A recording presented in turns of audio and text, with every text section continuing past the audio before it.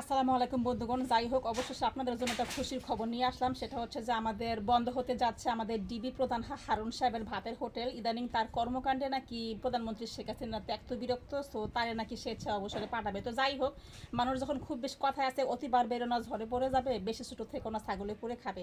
তো তিনি হচ্ছে তার ক্ষমতার পোশাক ব্যবহার করে ইচ্ছা মতো মানুষের জারে তারে ধৈরা গণগ্রেপ্তার কইরা তার টর্চার সেলের ভেতরে আইনা টর্চার কইরা এদিকে মাইরা ধইরা তার নিজস্ব কিছু স্ক্রিপ্ট রাইটার আছে এদেরকে দিয়ে লেখাইয়া সেই লেখাগুলো এদেরকে দিয়ে পড়াইয়া সুন্দর একসাথে ভাতের হোটেলে খাইয়া দেয়া দাঁত কেলাইয়া ছবি একটা দেয়া দেয়। তো ওই যে কথা আছে না যে আল্লাপাক ছাড় দেন কিন্তু ছেড়ে দেন না, দিছে লিঙ্ক ভাইরাল কইরা।